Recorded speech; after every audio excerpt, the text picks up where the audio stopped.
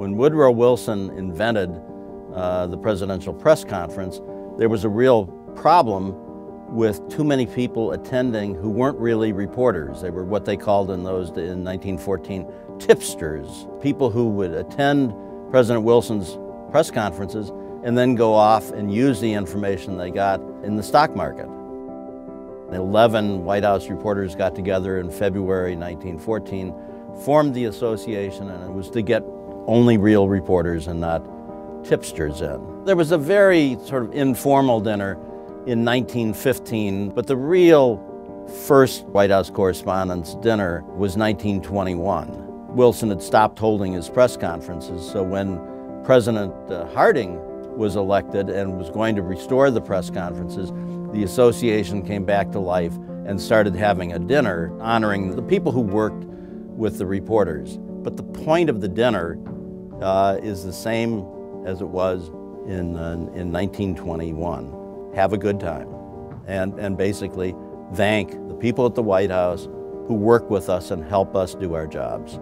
This year's dinner is a real challenge. It's not unprecedented for a president not to go to the dinner. But what's unprecedented this year is the order to the staff not to go. We're talking about the stenos who transcribe the speeches so we can have more accurate quotes. We're talking about the kids in the travel office who stay up all night getting the bags on foreign trips. This is a chance for us to thank them, and because of this unprecedented order from the White House, they won't get that.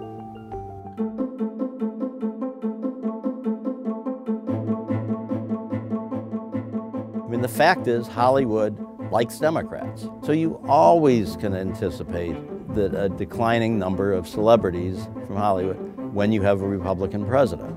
It's just made more pronounced because of who this Republican president is, because he's been so hostile. And the Republican celebrities aren't going to come because the president's not there. There is this belief that the celebrity factor, the Hollywood factor, only came after 1989. Nothing could be farther from the truth.